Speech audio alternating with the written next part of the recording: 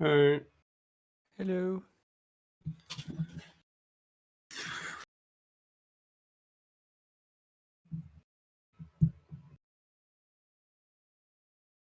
So we are gonna play the golf game. I have the golf game open. I do not have the golf game open yet, but I'm in process.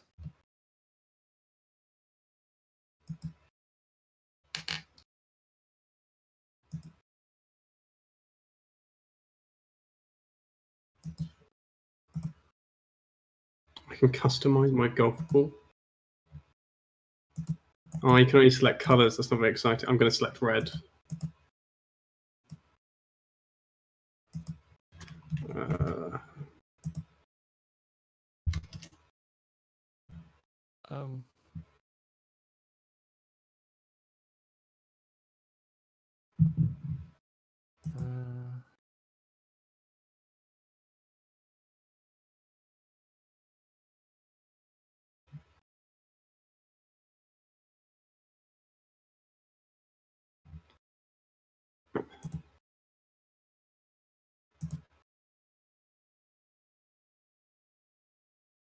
It says, yeah, live now. There's 10 people watching. Yeah.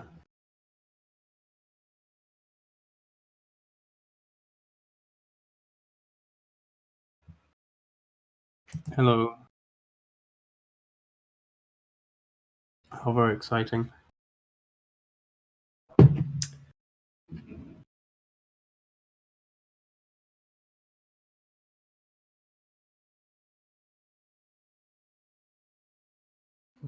Oh, by the way, can you hear me fine, both of you? Yeah, I can hear you. Okay, cool.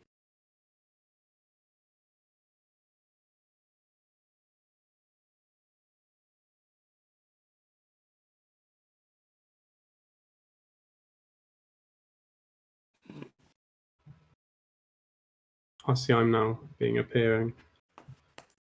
Yeah. And also tweet with the link, I guess, if you can. Oh, awesome.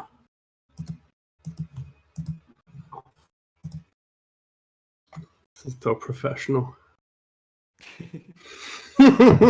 we know what we're doing. We got this.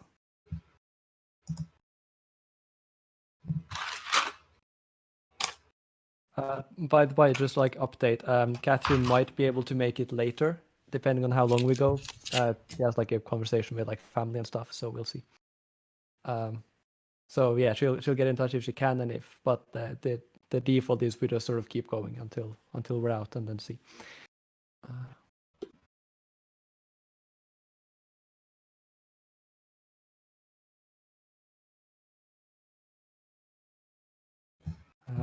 I like the quote and I like the meme, by the way. That's good stuff. the important thing. Oh fuck yeah! I need to open the golf game too. Press play. Play golf with your friends. Okay, I can. Yes.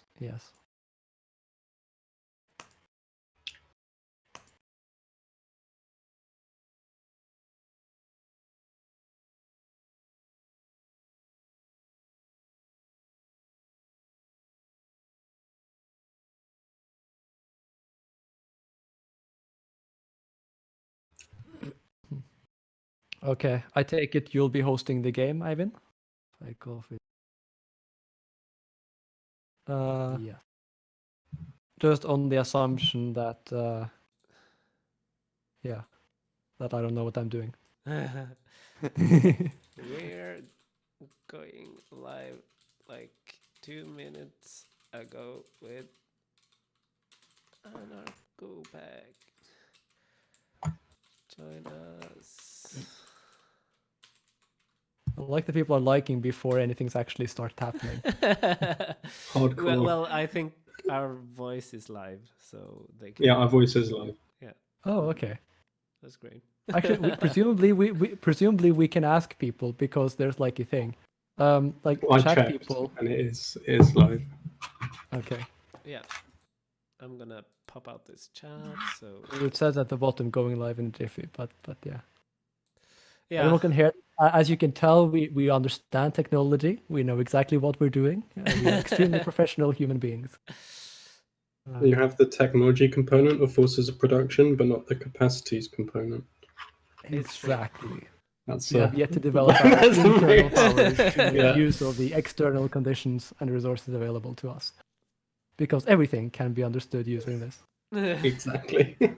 Yes, we will achieve fully automated luxury gay-space communism. Thank you for asking. Okay, I'm putting up the game officially, which means I can swap scene. We are now golf with our friends, the channel. Okay, we have confirmation that, yeah, it's live. It's Do you live. feel do you feel self-conscious now? Or do you I feel... I think I achieved my inherent human self-consciousness a long time ago. Thank you very much. So. Was it based on Hegelian recognition? No, because that would be metaphysics and therefore idealist and bad.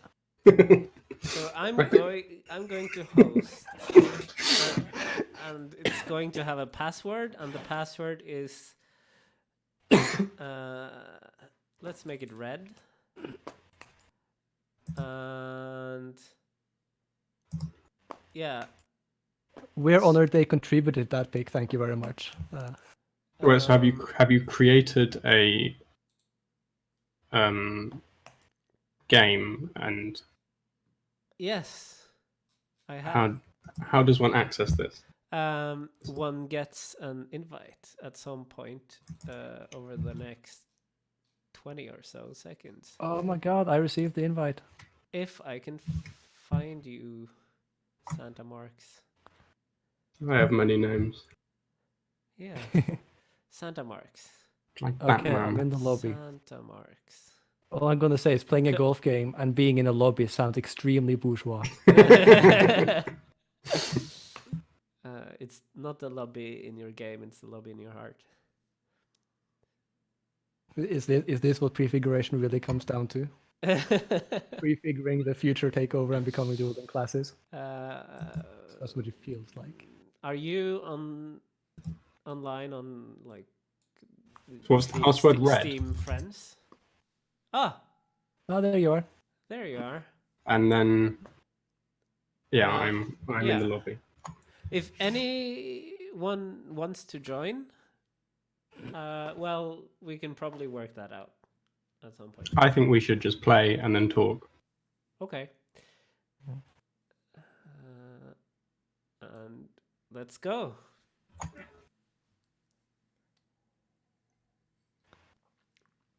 So what topics will we talk about while playing golf? Will we like plot political alliances to gain state power? That's the idea. Question. That's all you do when you. Well, it's all rich people seem to do when they play golf. I thought it was kind of part of the game. Yeah, I mean, this is. Is that like the mini game, like the game within the game? This is class warfare, but less formal. But the wrong class is winning. Is that okay? I feel I want to like try to pay slight attention to the chat. So like somebody asked, "What's your opinion on Gramsci?" So I don't know. Let's do this alphabetically because that way I get to go last. What do you think? Actually, no. Fuck. No, actually, we do it by channel names, and they're after my personal names. You're just saying I have to talk. Is this what? Exactly. I remember like, oh fuck, Zed is really, really low down in the alphabet. I haven't read enough about Gramsci to say anything. I've read a book. Well, I've read half of a book called Gramsci and the Anarchists, which is about what it sounds like it's about. And it's about the Turin factory occupations, which Gramsci was involved in, and talks about how the anarchists did loads of really cool stuff and how it's been ignored because they were anarchists. And the people who then write the standard histories are, of course, Marxists, who then don't learn about what the anarchists did. And so as a result, I don't actually really know much about Gramsci himself, just about his relationship with anarchists in Italy. I've recently compiled a massive reading list on the Italian factory occupation movements and the resistance to fascism, where they, spoiler alert, lose and Mussolini wins. Ah. You're really bad at golf. It turns well, it's because I'm not bourgeois. That's why. Okay. So my middle class background means I'm good at golf.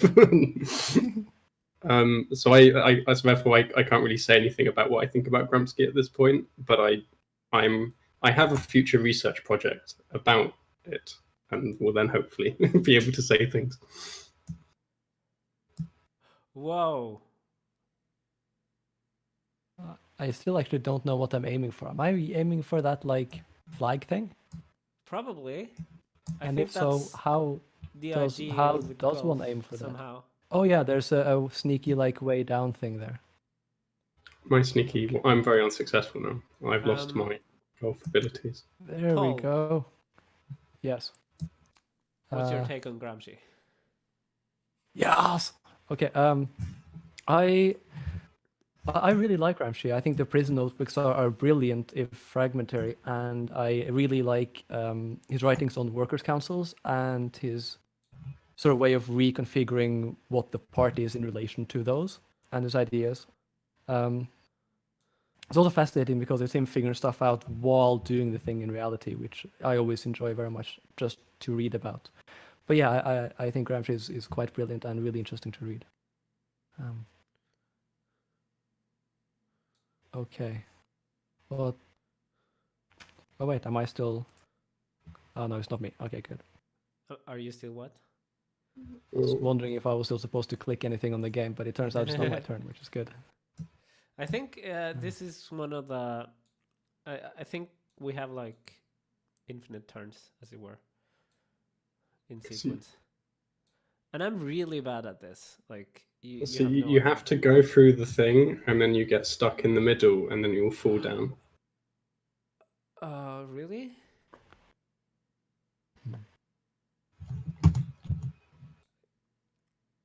Okay, let's do one of our like. I feel like we're now going to be on this level forever. Yeah. I ran out of time. Wow. I know how you feel. Okay, let's hope this is better. This. Paul, we prepared some questions. Do you have them? Oh yeah, but I'm playing now. Okay, yes. Why don't we go through? Let's start with the first question. So, like, as we know, we are in the middle of an apocalypse, which is our exciting times. And how has the apocalypse affected you? Whoever wants to go first? Not at all, because I'm just doing my PhD like normal. It's like all I do is sit in my room and read books and write things. Like, so I haven't, and I don't have a job, so it has not affected my life, which is a privilege. That's very nice. Although I've had lots of exciting like dystopian trips to the supermarket where there isn't anything. Oh, I know the feeling. Yeah. I'm doing my PhD as well, and I have a job. And on Friday, we decided that my girlfriend is selling her apartment and moving in. So I've spent the entire weekend trying to refurbish it to make it ready to sell. So it's been a very, very stressful apocalypse. But kind of romantically Unlike stressful all the other apocalypses, which are chill Unlike all the other apocalypses. Stress-free. Yeah, I mean, this one has no toilet paper and refurbishing.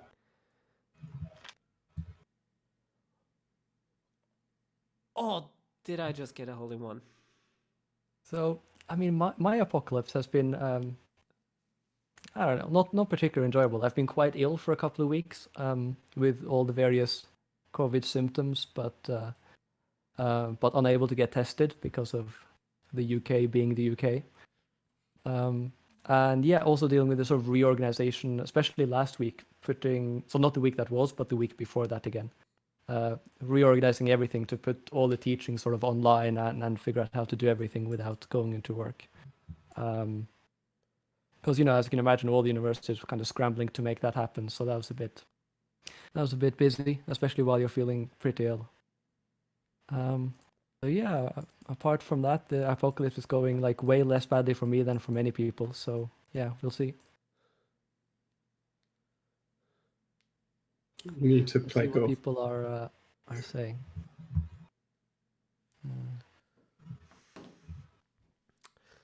You're about to time out, Paul. Oh god. Okay, then somebody else. There's a question. What do we think of current attempts at libertarian socialism, like Rojava and the Zapatistas? I'll send that to you, and then I'll try to play golf.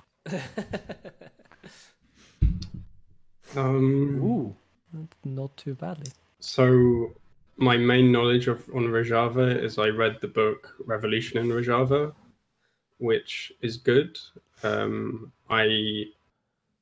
I think my main thing I really like about it is the way that they've incorporated feminism into it very successfully, and much more successfully than, say, like historic anarchist attempts at doing that, like Mujeres Libres, which did lots of important work in the CNT, but there was also at the same time, like, it was sidelined by men in the union and had kind of lots of uphill battles to gain recognition. And so I'm not sure about democratic confederalism, which it kind of takes elements of top-down and bottom-up organizing. And so it isn't, in my opinion, like strictly anarchist, although it's like anarchist adjacent. And I need to read more about what the relationship between the bottom-up and top-down aspects of democratic confederalism have been in practice in Rojava, because that wasn't something that was talked about huge and much in the book I read. It did kind of say, yeah, there are these different layers of organization, but didn't really talk about the tension between them or if there is tension and how that's playing out. So I more have kind of lots of questions about Rojava and haven't really had time to do a lot of very in-depth research about it because I live in the 19th century. I just read things that happened hundreds of years ago, rather than contemporary stuff. I'm less good on. But I do support what they have been trying to do. I also really like the Zapatistas, but again, haven't read a huge amount about them. And some of the stuff I have read about them, I'm quite wary of because it was more kind of, I think, like anarchists projecting their own views onto the Zapatistas rather than me getting to actually read, like, say, Zapatista primary sources, and understand it from their perspective. In part because there aren't lots of good PDFs on the Zapatistas for free online. Their own like primary sources. They're in printed books, which I haven't bought, but hopefully will in the future. So as with my Gramsci question, it's like I want to learn more about this, but I haven't read a huge amount, and I'm terrified of saying slightly inaccurate things. But I do like what I have read. But yeah.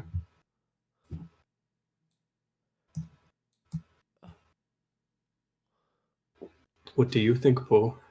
We got the recommendation for news from northern Syria in the chat, so I'm just making sure to follow them for news. Thank you, by the way, for the recommendation. Yeah, I think I basically have the same view as Zoe does on both of them, right? Like, obviously, they should be entirely supported, but I'm a little bit unsure about some of the details, especially recently in northern Syria, right? It's hard to get like good information on what's happening there. So yeah, that's about it. Let's see. Let's do. I'm very unsuccessful at this golf. So let's. I don't have anything to add about Gramsci or Zapatistas or anyone.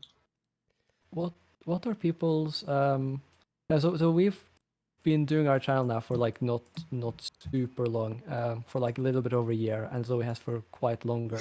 Like, have you learned any particular like do's and don'ts lessons about how to sort of run a YouTube channel, like stuff you tried that just didn't work, stuff you tried that did seem to work. You know, basically kind of do's and don'ts if there's anyone else thinking about doing something similar themselves, and would prefer not to have to learn everything the hard way. Don't waste your life arguing with people in your own comment section. As someone who did, it's not worth it. Like the main skill to learn as a YouTuber is learning to accept that people say inaccurate things about you, about what you think, and will make critiques of you which are wrong, which other people think are right, either if they're straw manning or if they're accurately representing what you think, but they're making a really bad argument against it. You have to learn to deal and accept that and not get hung up on the fact that they're misrepresenting you or wrong, because there's never going to be an end to people on the internet disagreeing with you. And if you fixate on it, it will just kind of put you in a bad headspace and stop you from focusing on what is important, which is continuing to have output. And this isn't to say that you shouldn't listen to people when they critique you, because sometimes, you have said things that are wrong and you need to learn from other people. But more, don't have very long back and forths with people, either on Twitter or in the YouTube comment section. It's like it's an easy trap to fall into, especially at the start, where you'll get a lot less comments, and so then you kind of reply to them because there's only a few. And as you grow, you get more and more comments, and then if you already have the habit of having long back and forths with them, you can then end up basically trying to argue with hundreds of people, and that's just not a good idea. Go on. I'm trying to think of other wisdom I've accrued in the 10 years I've made YouTube videos. Accept that you will cringe about your early videos, even if at the time you think they're good, because as you make videos, your notion of what a good video is will change as your powers develop. And so kind of be okay with the fact that it's a learning process, even though it's a kind of a public learning process, and that can be difficult to deal with. But it's okay to make videos that you look back on and go, I disagree with myself, or that's wrong, or I'm embarrassed about it, because I think every YouTuber has that. So you're kind of not alone in experiencing it. And the other thing was that if you want to grow quickly, make response videos. That's one of the fastest ways to get views because of the way the internet works. But you can still make response videos without making them kind of like a drama, I'm out here for destroying my opponents, because then you can end up creating a toxic fan base. So think about the kind of fan base you want to have, and then try and make videos that will encourage that in people, because if you yourself are really toxic, you can make your followers toxic or attract toxic people, and then it becomes self-perpetuating. See any anti-feminist YouTuber for what that can look like. That's my main wisdom. We really had to learn that, not arguing too much as well. Not because we were arguing with hundreds of people, but because some people really like dragging things out with sea lioning type behavior. Yeah, like it also depends slightly where the discussions were for us. So like we're obviously nowhere near as big as Zoe, so we don't actually attract that many like shitty comments in our comment sections so far. So we got in like silly debates on like Facebook and stuff, mainly people not having watched the thing and just attacking straw men of us basically. And then not kind of realizing that they were just going to do their thing. I think so far on the actual comment section, YouTube has been like fairly wholesome for our videos, but I think that's partly because we have like a really great audience. So like, yeah, we inherited Zoe's audience pretty much. Yeah, so like Cox and Zoe's audience, which yeah,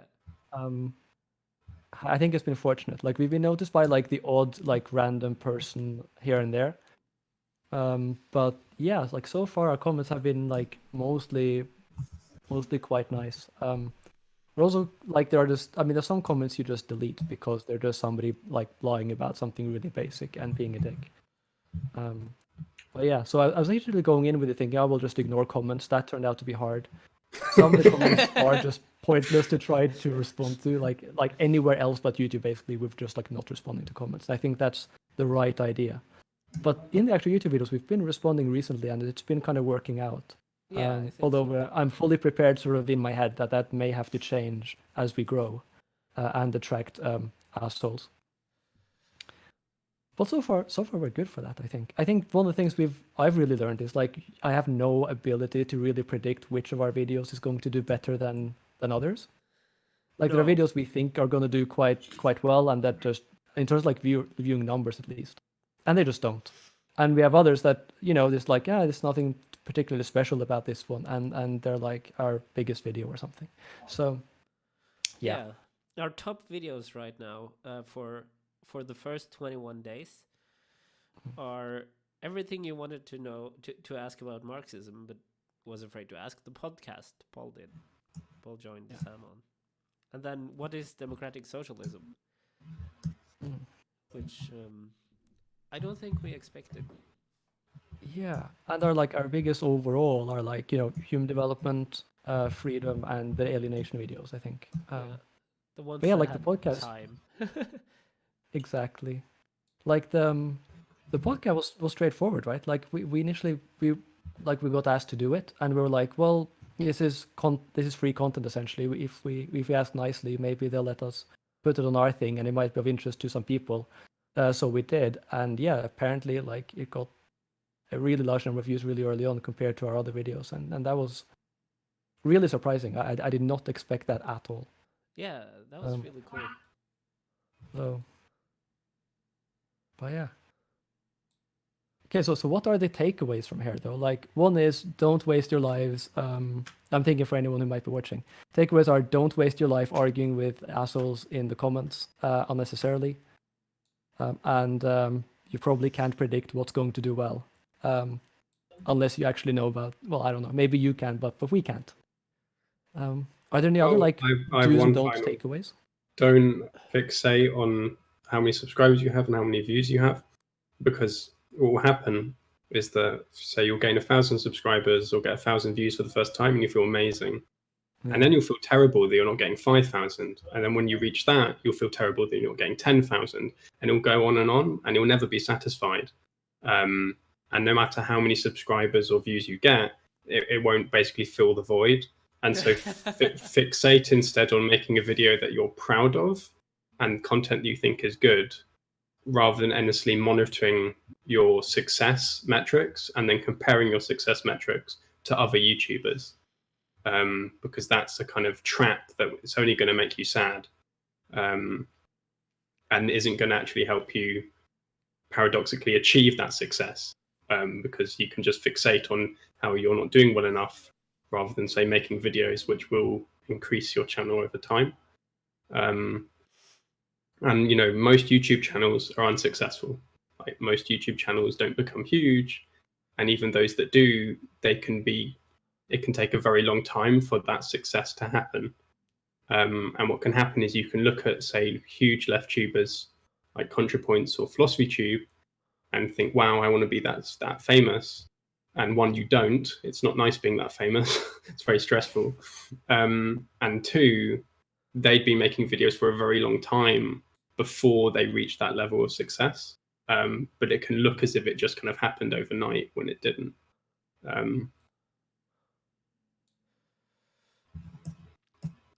I think from a more technical point, good audio.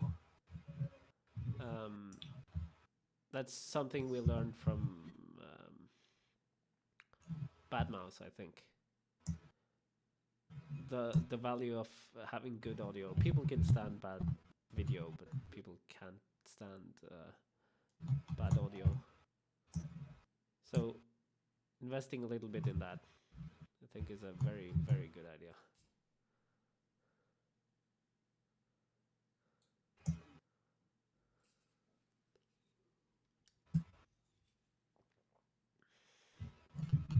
Okay.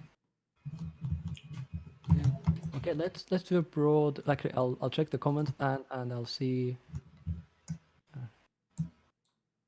what are our opinions about the long march through the institutions.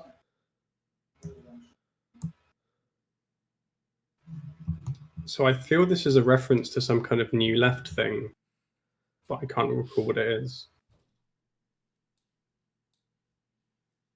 Yeah, I'm not familiar with the concept.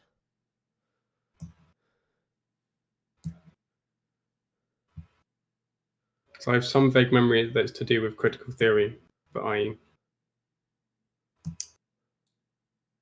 have not read about this in a while. I think it's like I think it's an idea by Rudy Duchka who takes like his ideas, I think a bit from like Gramsci, a bit from Frankfurt School, a bit from this sort of prolonged struggle of Chinese communists. I think it's like sort of laying like long-term conditions for revolution by gradually becoming part of various institutions, like established existing sort of state and capitalist institutions. By the way, but I don't know the details of it. The author of the Kawaii Marx picture says he was happy to see it come to good use. Oh, great! I saw someone impose a picture of Malatesta on a kind of cartoon drawing of a attractive woman, and that was very confusing for me. Actually, here's a really simple one, because I feel we have some basic expertise to talk about this. Recommendations on books about non-European leftists. Okay. Yeah. So, just yes, loads. Let's just do like 5 initially for me. One is He Yin Jen. It's sort of she's like an early Chinese anarcho-feminist who also draws on a bunch of Marxism stuff, so a bunch of Marxist ideas. Worked in like the early 1900s. You can find her work in an edited collection called The Birth of Chinese Feminism. She is brilliant and really, really interesting. She's one of the like really early explicit gender abolitionists. And she has great sort of basically work on intersectionality before the term exists. Fantastic stuff. Another fun one to read is a Japanese, he's a socialist at the time. He eventually becomes an anarcho-syndicalist called Kotoko Shusui. And he writes, I believe, one of the first like systematic socialist analysis and critiques of imperialism, which is really, really interesting. Translated, I think, in 2015, something like that. But you can find that in a good English translation and also in an older French translation. But that's really interesting to read. One of the things that makes it really interesting is that he can't be economistic because he's trying to understand, among other things, Japanese imperialism, where, of course, the transition to something like capitalism happens as part of a process of turning Japan into an empire that can compete with European empires. So his work in general is very, very interesting. Kwame Nkrumah is a fantastic thinker as well. He has a book called Conscientism. It's short and a brilliant sort of his own sort of take on sort of, I would say, some theories of praxis, but also Marxist and African philosophy. Very, very good. Who else do I really, really, really want to mention? I guess that's my sort of top 3 I'd recommend that people read right away. I mean, they're kind of obvious people who you know of who are like really famous, like Mao and so on. But I feel you already know about them because sort of everyone's heard of them. Julius Nyerere is very interesting as well. As his work on Ujamaa, sort of African and democratic socialism, that is very, very interesting. I feel like you sort of go on for too long, so that's it for me. What do the others think? We can probably compile a list later. Yeah. So that there's should be a possible. book called Anarchism and Syndicalism in the Colonial and Post-Colonial World. And that's a anthology, and each chapter covers a different country, as far as I remember. And so you get a really good overview of anarchist and syndicalist movements around the world in kind of one book. So if you kind of don't have time to read lots of different books on, say, anarchism in Latin America, anarchism in Africa, anarchism in Asia, you can just read this one book and you'll get a fairly good overview. Obviously not a unbelievably detailed one, but it still covers a lot of ground. I also second the He and Zen recommendation. She, I think, is much better than the usual historic anarchist feminists that get recommended, like Emma Goldman, Voltairine de Cleyre, and is a lot more theoretically sophisticated and engaging. And unfortunately just hasn't been known because she wasn't translated until very recently into English. And even in China, she wasn't very well known because, well, Maoism happened and then a lot of anarchist history got forgotten. So I'm trying to think of, there's a good book on Japanese anarchism called, I think it's called Pure Anarchism, and it covers a kind of anarchism in Japan which was very hostile to syndicalism, and they had a very polemical debate between Japanese syndicalist anarchists and Japanese anarchist communists who were against trade unions. And it kind of goes through that whole history, which isn't really well known in lots of anarchist circles, because the single book on it, is by a guy called John Crump, is difficult to get hold of. It's out of print, and until recently there wasn't a PDF of it on Libcom, and a certain someone who is totally me sent it to Libcom, so everyone could be able to read it. I think that, yeah, other than obviously the famous stuff, which I have read, like I have read Frantz Fanon, and that was very good. Yeah, Frantz Fanon is cool. Yeah, I tripled the Fanon. Fanon is awesome.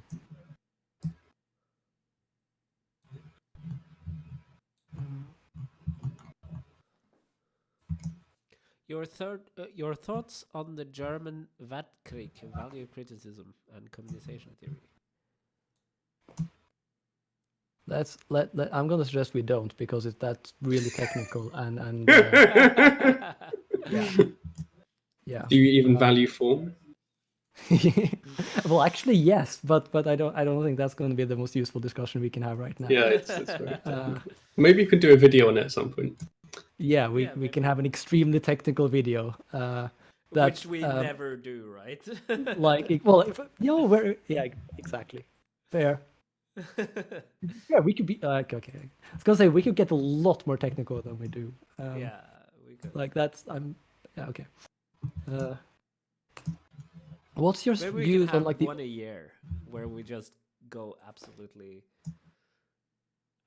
unhinged? Yeah. Okay, no, that's a very important question by Tactical Derp, which is a great name. I like that username. What do you think of the International as a song? So, as a good Marxist, I think it's an amazing song, and everyone should sing it, and it's brilliant. It has no flaws. It's true. I it's have flawless. critical support for the song. Yeah. I think it could be more metal. Like it has room to grow. Oh my god! I wonder if there is a metal version of that. Like this kind of thing, there probably is a metal version out there. Yeah, if you find it, send it to me, and I'll play it on stream. Yeah. To our watchers, if anyone knows of a metal version of the International, please do send it to us either now or in the future. It And will if be not, extremely appreciated. it should be made. Like come the revolution. Exactly. When the revolution happens in the Nordic countries, Oh yeah, Something when like this. finally Norway decides to go full communist, then Exactly. you will have the true medal. You have like a Gothenburg medal version of Yes. the International. Actually, I wonder if like Panopticon or something might have done, because they've done like worker songs in like covers, but normally not in like in super metal versions. Tactical Typically Derp more like- says the lyrics are anarchist and the melody is Marxist, and I think it's beautiful. Very much agree. I think it might be Nikolai.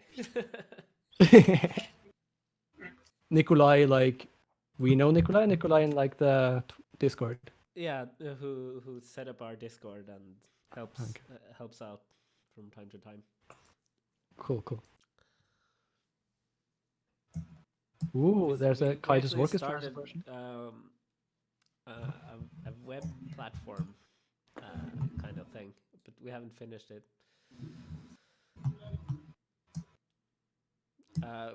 Which at some point is going to have reading lists and that kind of stuff. Yeah, that'd be good. I think we should at some point when we make a reading list, we could also do a short video where we like I just go through the things and tell you, this is an awesome book. It is called X. You should read it because it is awesome for these reasons. It has Type thing. pages. I It has thought about doing pages that and for words, many anarchism. words. Yeah, you should. It Because has you already Come on. have reading lists, right? Yeah, I already have a very substantial reading list that I always want to add to, and I'm just worried it's just going to keep getting longer and longer and longer. Like I wanted to add a subsection on syndicalism, and then that quickly became like its own reading list. That's when I haven't added it. And a lot of it, it's like, am I the only one who cares about this very obscure text that like I'm interested in because I'm interested in the history, but I don't know if like a one person would read it and be like, hell yeah, this is great.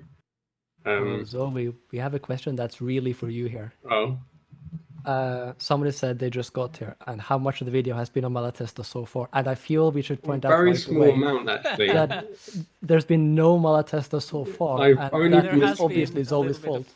Yeah, Malatesta. I briefly mentioned a Oh, fine, a meme little bit. in which someone put Malatesta's face on a depiction of an attractive woman that was drawn, and I found it very kind of sexually confusing. That is true. Usually, you don't see Malatesta combined with these things. Speaking of confusing, one of the most confusing things to come out of our new Discord channel was the name Zapatistas. What does this refer to? It's a conjunction of Stalin and Malatesta. Those two things shouldn't be combined. They should be very separate. That the ultimate red and black synthesis, because I fear it might be. Oh, we have done. So if you had the choice between capitalism or Malatesta, which one would you pick? It depends how much Malatesta is in the Stalin analysis. And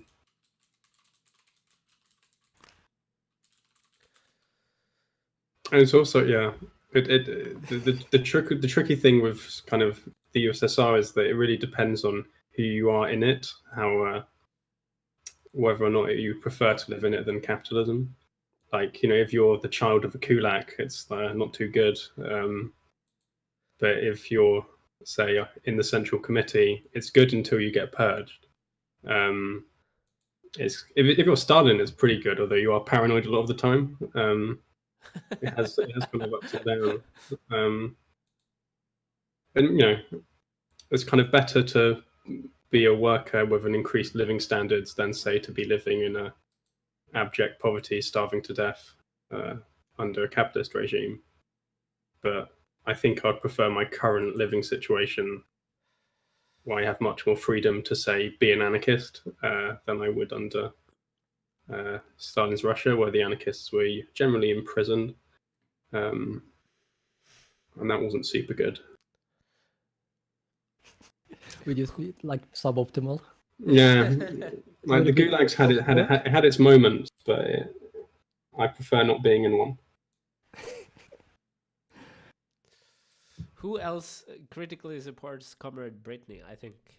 I think we all critically support Comrade Britney. We all, yeah. Like low on the critical, high on the support. Absolutely. That's what critical support is.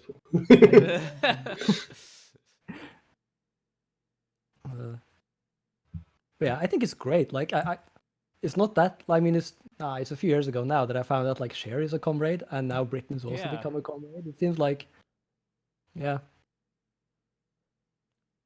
Also, like, whoever fucking thought that like Teen Vogue would be like? Yeah, I wasn't ready for Teen Vogue being so good. Like, I was so surprised when I found out about that. Because and- when my book comes out in the future, I do want to try and get like it featured in Teen Vogue. Because you've got to reach the masses, you know. I'm for that.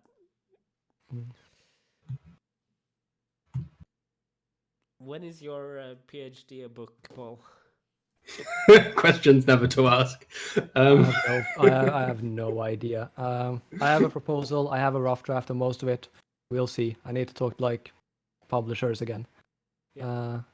I have like very specific ideas about what I want and what I need it to be like. Talked to a couple of publishers so far. They don't want quite that, so I haven't done it with them. There's a few that have been sort of saying they want it, so I need to actually, just talk to them at some point. But yeah, I've been fairly busy between like the plague and reorganization, and before that the strike, so it's sort of delayed things. But yeah, it should be a book at some point, and hopefully in the next sort of like year or so I'll talk to somebody for a proper contract. So yeah, also with the other book that ended up taking precedence. So, but yeah, eventually it will be. Yeah, the other book, of course. That was also a thing. Yeah, that I happened. haven't actually read the final script. Oh, dude, you should. Yeah. It's a It's real significantly page better than the draft you read. And the introduction's really great. It's like it makes you want to sing the International. Ah, I can't wait. Well, if I haven't been able to buy it, you have to bring a copy when you come to Norway at some point. I can do that. Although whenever I go to Norway next, this is a bit up in the air. The plague has These kind of days. affected. Exactly. Well, that and moving back to Amsterdam. Yes. Yeah. So that's gonna be interesting. Okay, let's Marx, Engels, Britney. Yes, that is the trilogy. I Thank saw you a for really the great Trinity. meme where they'd done the standard like Marx, Engels, Lenin, Stalin, Mao, and then Britney on the end. Yeah, it's a good one. But Well, it should I be approved. chair then Britney, I think. Yeah, I think it should just be Marx, Engels, Britney, and everything else is like a revisionist, and Britney's the kind of true successor. It's the highest form of Marxism. does that mean like the Marxist strands of the future are like they're fighting between the Sherists and the Britnists? Or maybe just different strands of Britney fan. The correct interpretation of Yeah, Cher Britney fate? the correct interpretation of Britney. Yeah. And do you like the early works or the latter works? It's gonna be the Britneywicks and the Chernovics. Yep. Oh.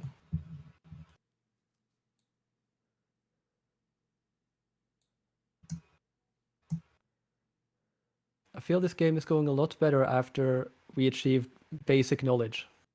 Yes, and that's my fault, but it's the same courses. It's just the sheer monotony of it all, you know? You're Yeah. just endlessly playing the same golf over and over again till you die. That's the international in Norwegian, by the way. I do not I speak can't such help myself languages. whenever somebody types that. That's okay. Nobody speaks Norwegian because they Even Norwegians, apparently. Actually, you'd be surprised at the amount of English Norwegians speak with each other. Also, as soon as like anyone's like half foreign or like anything like me, like we just switch to English a whole lot. Yep. Do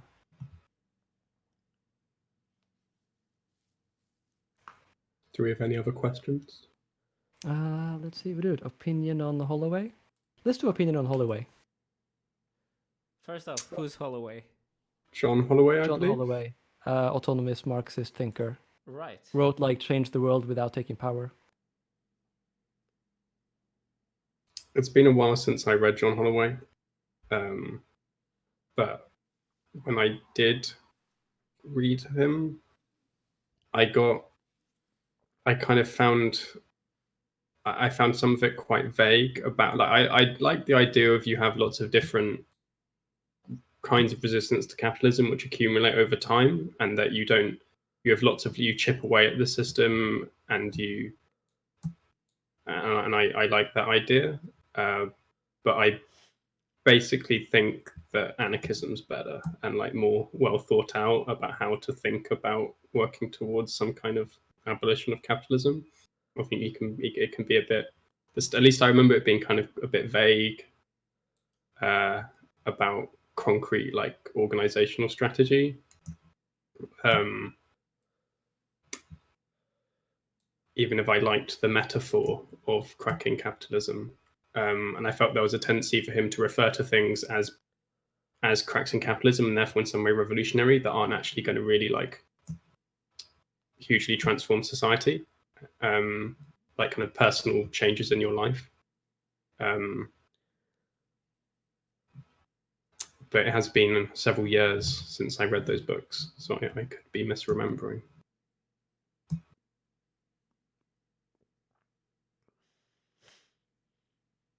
Yeah, do you have opinions?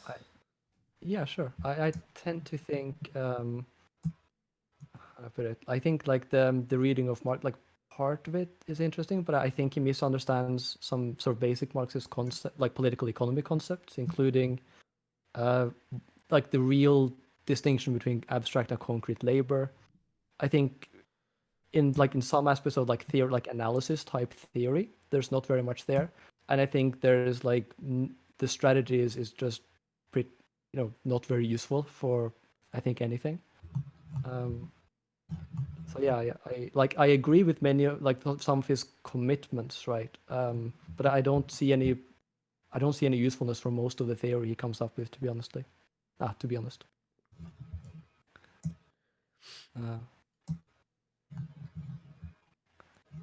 Yeah, so just to like buttress what Ivan and I were saying, Tactical Derp says I speak English with my Norwegian roommate. We're both Norwegian. Yeah, that's a thing. Paul and I mostly speak English for some goddamn reason. I don't really know why, but we do. My excuse is that I'm half British and so grew up speaking both. That's my excuse. I'm not saying it's a good excuse. I'm just saying it's my excuse. But my particular favorite to speak is actually like a mix of Norwegian and English, where you swap halfway through sentences and mix and match however you want. But you can only really do that with somebody who is not like who has really good Norwegian and is also very comfortable with English, because the cognitive load of switching, if you're not used to it, is quite heavy and people get annoyed. Red Marxist asks, what books should I read before tackling capital? And I think the answer is very clearly Michael Heinrich's introduction to the 3 volumes of Capital. Yes. Yeah. I have a number of friends who have tried reading Capital, many of which have succeeded. The ones who have had the easiest time and who have achieved the best understanding of it quickly and in general, they have all started by reading Heinrich. It is the easiest. It is it's clear, it's short, it's generally easy to understand compared to most.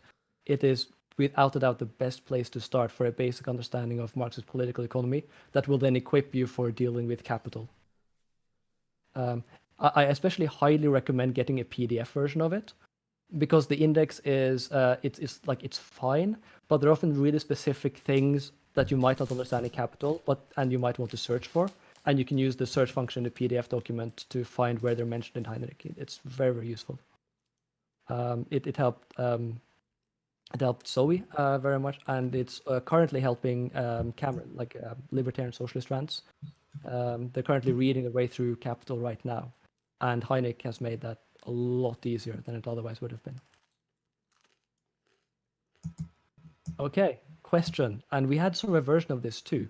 So the question we got, Panchanasis said, Pajanasi wants to know, would you personally market advocate socialism. market socialism? And if no, /yes, why? So I'm against market socialism. Like, I think it's a form of socialism, and that you won't be able to understand the history of socialism unless you understand that. Because Proudhon and all the mutualists, and then the individualist anarchists in America, like Tucker, who developed they were mutualists who rebranded themselves as individualists, and then Tucker got really into Max Stirner and kind of went in a different direction. But anyway, and so none of that history will make sense if you don't think that market socialism is a thing. Which isn't to say that I think it's the kind of socialism we should aim for.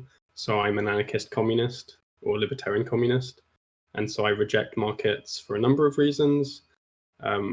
One, I think competition that markets lead to can be negative. I'm weary of impersonal forms of market domination where people are doing things not because they've decided to do, but because market forces compel them to.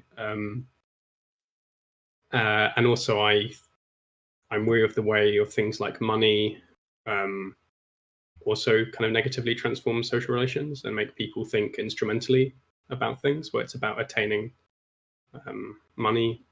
Hence, I want a moneyless society. And I don't want a society where people will base their kind of self-esteem on their position within some kind of competitive market situation, or accumulating wealth, even if it's within social ownership, or it's just them as a independent producer who owns their own means of production and isn't exploiting anyone. I would rather live in a market socialist society than a capitalist society for obvious reasons, but I would rather live in a libertarian communist society than a market socialist one. Yeah. I mean, to start, I think market socialism, I don't really care about the labeling debates about whether it should count as socialism or not. I think it definitely would be better than capitalism, which is nice, but I actually don't think it's sort of good enough. I don't think it will actually lead to sort of universal human emancipation, because you'll still have a de facto ruling class, namely the sort of top managers and coordinators. You'll still have the impersonal domination by market forces that Marx talked about and criticized, I think rightly, and with sort of the alienation and various things that go along with that. I also think, so some people try to advocate it as like an intermediate stage between capitalism and sort of full communism. And I think that's unlikely, because I'm worried that a market socialist society would sort of de facto end up dividing the working class even more, between the workers of various firms. And there is evidence, for example, from Mondragon in Spain, where they very effectively resist unionization. I should say, first of all, Mondragon is like this big co-op in Spain that's often held up and is an example of what market socialism can achieve. And it's essentially de facto run by a bunch of managers, not by workers. And who also then resist and try to prevent unionization very effectively. So yeah, I do think that market socialism is far from what we want.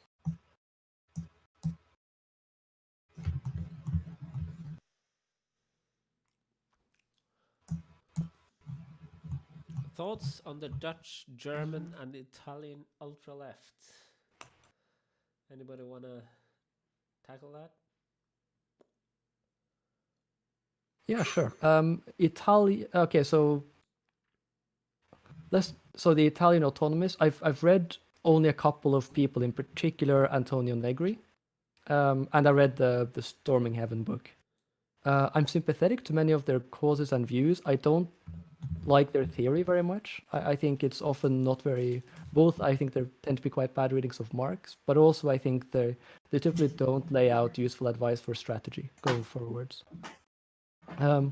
Dutch and German left. I'm assuming you're talking about the sort of counter-communists like Anton Pannekoek, Herman Horter, and so on. I really think actually their readings of Marx are very sophisticated. I think their critiques of Lenin are often very good and thought out. Their views on sort of Marxist philosophy, especially Pannekoek, I think are really, really solid. I think their strategy is underdeveloped typically, which is partly because they get crushed in the German Revolution and then have a very hard time trying to figure out various avenues for how to organize. And they come to a few different solutions, but they don't typically manage to set up kind of large-scale social movements that then have detailed strategic proposals and attempt different things and then learn from those experiences. Yeah, I think that's mainly what I have. Well, what do the others think? So all I have to really add is, so I haven't really read much about the Italian stuff. I've read a bunch about Pannekoek and the movements he was a part of, and I really like a huge amount of what he says, and I kind of get frustrated whenever I read what historic council communists have to say about anarchists, because they just don't know what they're talking about to an extent that just makes me really sad. Where they are advocating almost word for word anarchist positions from the First International before anarchism as a movement even exists yet, and aren't aware of that. And I'm not talking here about, even strategy. I'm talking about like social philosophy stuff. So they'll say like, oh yes, anarchists have this really individualist conception of freedom and don't understand that freedom is an inherently social thing. And it's like, yeah, Bakunin was arguing that in detail in 1868, let alone, every single major anarchist newspaper that the movement produced, that they could have read if they'd chosen to. And yeah, I just get really frustrated at how kind of, I'm not one to think that counter-communism is just anarchism but doesn't know it, or is just anarchism in Marxist language. Like, I do think there are differences between, say, Pannekoek and Malatesta. But I just get really frustrated when the council communists authors that I've read don't actually know anarchist theory and critique it for advocating things it doesn't advocate, while advocating positions that anarchists do in fact advocate, and them not being aware of that. And that just really, really frustrates me. Because I spend way too much time reading historic anarchist literature. But yeah, I do really like their critique of the Bolsheviks. And I find like left-wing communism and infantile disorder is incredibly bad. And in it, Lenin doesn't actually make an argument against their critique of his actions, where they say, we should have the dictatorship of the working class, not the dictatorship of the party, which is a minority. Lenin's response to this is to call them idiots. So he just does an ad hom attack and then says they're obviously wrong because social movements historically have been based on this kind of division between leaders and followers, and so therefore it's totally fine that he's created a one-party state that he happens to be one of the main people in charge of, who then executes and imprisons and exiles his political opponents. And so I like the way in which the council communists often reach similar conclusions to the anarchist critique of Marxism, but in a very Marxist way, while also having a reading of Marx and a reading of transition, where the traditional anarchist critique doesn't apply as much. But I'm not, I don't want to get into the nitty-gritty details of the exact differences, because that's something I want to do a video on, having done lots of research. But yeah. Yeah, I think the council communists actually had probably the best early sort of critiques of Lenin that were written. And they still hold up reasonably, actually very, very well, I think. Okay, let's do. We got I think a good sort of general question that we also had noted to maybe discuss, which is, what do you think are the opportunities for sort of radicalizing people in the whole sort of coronavirus situation?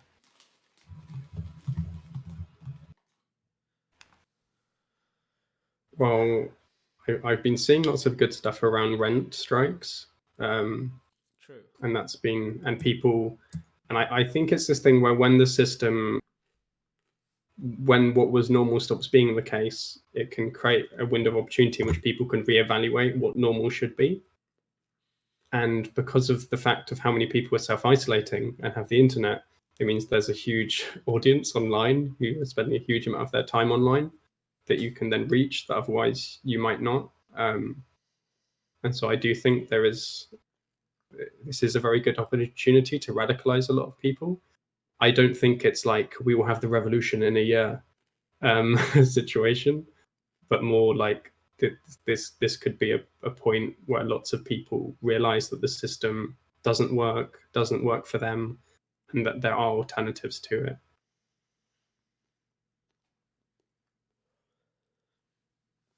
Yeah, I think I agree all of that. I think it's tremendously encouraging that we're seeing like really serious discussions of rent strikes, of general strikes, and also of strikes in key sectors who are being really, really badly treated by sort of individual capitalists and by the government as well in these whole things. You know, like healthcare workers not having like basic safety equipment and so on. I think there's also a tremendous potential for sort of general consciousness raising here, even beyond these kinds of things. So like, for example, like which jobs are really important and which aren't, which workers contribute which peoples rather contribute meaningfully to society and which don't. I think some of those debates can be quite sort of bad in many ways. But some of them I think are useful, right? Because, you know, we have all these important, so-called important business people who, you know, the world can get by just fine, essentially, without them doing most of their jobs, in some cases, all of their jobs. Whereas people are starting to appreciate that a lot of sort of ordinary working class professions are, in fact, absolutely essential for society. I think a lot of people are also becoming aware of kind of basic facts about who has a significant amount of social power and in whose interests that social power is being wielded. So I think it's quite clear, you know, like the bailouts people are talking about, or that the sort of governments are considering and that are passing. I think the real sort of shortcomings in terms of looking after poor people and working people and everyone who basically isn't really rich and powerful in the society is becoming very, very apparent to a lot of people. And I also think we're gaining a little bit more knowledge of as a result of this, of the importance for organizing, especially organizing and carrying out direct action to actually win our demands and to actually get people with power to give people what we want and what we need. So I think this can be a sort of a massive wake-up call to large chunks of the population about, you know, who actually has power, in whose interest that power is wielded, and what we can do to make the world a better place in spite of that fact. But yeah, it's at least from my perspective, it's too early to see what exactly the repercussions of this will be so far.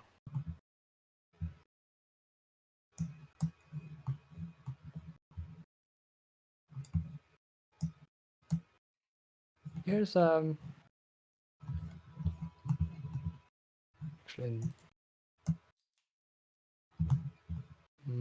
okay, let's been on this over an hour. I suggest we do like one more question because I think this will sort of be a nice like finishing thing.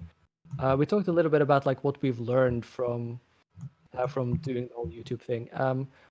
Why don't we say a little bit about where we plan to take our channels next? Because that might be a nice way of finishing. Do you want to go first, Zoe? I'm not really sure, to be honest. I have like a very, very long list of videos I want to make, and then I don't make them. I'm mainly just focusing on finishing the thesis, and then once that's done, I was planning on basically converting it into a video series in the style of kind of Red Plateau's videos, where it's like short and engaging and 10 minutes long. I was planning on doing a kind of like history of anarchism podcast, but then I have a problem is that I know so much about the history of anarchism that I know how unbelievably huge task that is, because it's basically requires you to write a total overview of the history around the entire world. And just something as complex as the First International, like you could easily have an entire podcast just on the history of the First International.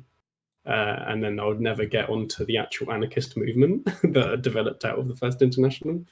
And then again, once you do get into that, you can, say have an entire podcast which is just the history of the CNT because it's so huge and complicated. And so I'm trying to figure out a way to do something like that, but where my desire for total detail doesn't make it kind of like 1,000 episode podcast, and after 1,000 episodes I haven't left like the 1880s. I'm kind of worried about that happening. But I want to make more videos about like feminism from like an anarchist or like Marxist perspective, because I think a lot of the feminist stuff on YouTube is, to use the phrase, like hopelessly liberal. And although there has been, good stuff by people like Mexi, and I think Catherine has some good stuff. But I want to kind of add to that. And I already have made like lots of videos on feminism, but I just want to do more as a break from just doing anarchism, because that's all I've really been reading about for the past like 3 to 4 years, and it's nice to have a break. So yeah, that's what I've been thinking about. Should we take 1 or 2 final questions? Why don't I talk about our plans for the channel first, maybe? Oh, And then, sorry, yes.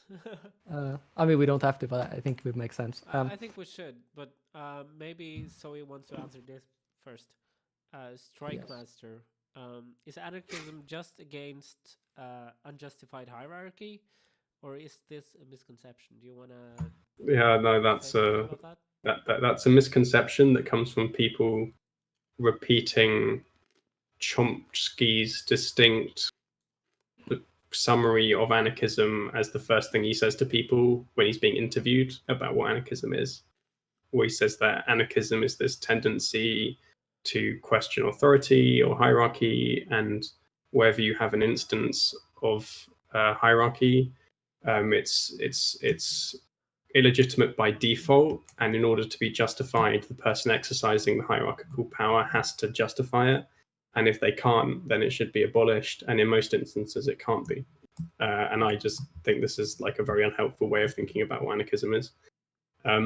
So anarchism is a social movement which advocates the abolition of specific social structures, capitalism, the state, and historically landlordism, so where you have landlords and peasants who work for the landlords. And it seeks to abolish those institutions in favor of what they call anarchy, which is a society in which people are free, equal, bonded together through solidarity, in which there's no authority, in the sense that there's nobody who is in a position to coerce you, to force you to do things you otherwise wouldn't do, with the exception of, you can defend yourself if someone violently attacks you, but in that case you're being anti-authoritarian, not being authoritarian. And this idea of anarchy has existed throughout history. Anarchists didn't invent anarchy. Lots of societies have been anarchy or tried to be anarchy around the world. And so anarchism aims to create this society and aims to create it through the means of the direct action of the working classes, which historically, so in the 1870s, includes workers, artisans, and peasants. And as society changes, it becomes workers and peasants. And we may reach a point where there aren't peasants anymore, and so it's just workers. And they seek to abolish these institutions in favor of anarchy through direct action, and they reject achieving it through the state, through either parliamentary politics or through an insurrection that seizes state power. And that's what anarchism is. And if you understand it just in this very broad sense of opposition to unjustified hierarchy, then I think on the one hand, you'll fail to understand what was specific about the movement. And on the other hand, you'll fail to understand what was specific about all the different movements and societies throughout history which have been opposed to unjustified hierarchies, be they Taoists historically in China, like the radical wing of Taoism, or radical Christian Protestants like the True Levelers in England during the English Civil War. And yeah, so that's my view on that. Okay, Velan, we talked about that earlier. Okay, Paul, do you want to talk about our we plans for the channel? we talked about Pannekoek earlier and sort of like some left communism in general. I want to say one thing about Bordiga because he has like the singular honor of being I think he was like the last person who like stood up to Stalin and dissed him to his face in like, I want to say 1926, but I want to trust me, calling him like the gravedigger of the revolution. Oh yeah, sorry, he does this without being murdered, right? So that's the big thing, which is quite like if there was like an achievement unlocked type thing, like that'd be fucking it. So where are we going next? Yeah, so the first thing we have coming up is a video about the state debates, because we think those are super important. And I can't speak for Evan, but I'm like slightly undecided about some of them. But one thing that really sort of bothers me is that most of the modern debates don't look at what I think are the strongest arguments for sort of each side, or they look at them, but they misrepresent one side really, really badly. So we're basically like, we're not mainly trying to argue for a thesis or more in that video. The main thing we're trying to do is to like just lay out what the arguments are and some of the questions we have about each of them. We're not going to go through all the arguments, of course, but we're going through the ones we think are the most kind of important today. After that, anytime. So after that, we have season 2 and 3 that we're working on, especially season 2. So season 2 is going to be Marx's thoughts on sort of human beings and society, history, social change. So stuff that gets labeled is theory of praxis, dialectical materialism, historical materialism, all of these things basically, including the 2 main versions of historical materialism. So we're working on that. We have some notes, and now that sort of teaching has been figured out, and I'm sort of feeling a lot better, hopefully we'll get to sending those out quite soon. We also have a short series, like a handful of videos, basically responding to sort of standard liberal and right-wing, sorry, I should say other right-wing misrepresentations of Marx out there. So look out for that as well. And as a more sort of long-term project, I have a rough idea for a series I want to do based on the course I've been teaching, going through various alternatives to capitalism, where we look at various sort of alternative ways in which we can structure economies and societies more generally that are out there, but that again aren't discussed much on. It's not discussed that much online, and especially not on YouTube. So yeah, that's what we have coming up. Yeah, and we've also been talking about getting a couple more interviews or talks along the lines of Graeber and stuff like that. Do we have something like that? Yeah, that's true. We have like some rough ideas of people we might want to try. Like we have like books coming out, or who we know are doing really interesting work that we can basically sit down, do an interview with, or maybe record one of their talks. But we don't have any sort of concrete plans for doing that as of yet. In part because getting people physically together is trickier now than it was, i.e. it's not happening. Especially now in the apocalypse. And exactly, and we like all the conferences and workshops that we sort of had organized, at least the next 6 months have all been cancelled or postponed, indefinitely. So yeah, I think that's it for us. Does anyone else have anything they want to say before we finish off? Any absolutely final questions? I think we're good. Okay. Cool. In that case, to anyone sort of watching and listening, thank you very much for joining us. We have been Anarchopac and Red Plateaus. And if you don't know who Anarchopac is, that's unlikely because you probably know about us through her. But if you don't know who she is, please find her on YouTube and on Twitter. Links in the description. Her Twitter is particularly entertaining. And yeah, that's all I had. Any last words from you, Zoe? No, thanks for having me. I tried to play golf while talking about communism, and it was difficult to multitask. I think you did well. I think you'll make an excellent addition to the upper classes. This is training for when I sell out. You Go kind of schmooze with the ruling classes. get a sponsorship. Yeah. And when people look back, they'll be like, "This was the moment." I really like golf, and then the becoming a defender of the bourgeoisie came second. That's the inevitable decline of Marxism, anarchism, Zoeism. Yes, I will form a Trotskyist sect. Well, it'll be a Zoeist sect, but it'll be modelled on like the SWP. Ooh, could it be like instead modeled on like what are they called? Well, Skittles are obviously the only true measure of objective value in the world. But no, I was thinking, what's the alien Trotskyists called? What are they called? Posadists. Posadism. Yeah, we should make. Yeah, one of I those could for create a Posadism. kind of rival interpretation about the relationship of aliens and Marxism. Also dolphins. I think they like dolphins too. I think I do recall that they like. On that, I think, I think we're gonna say thank you all for staying with us and watching our videos, and thank you all for watching, and bye bye. Bye. Bye bye. Bye.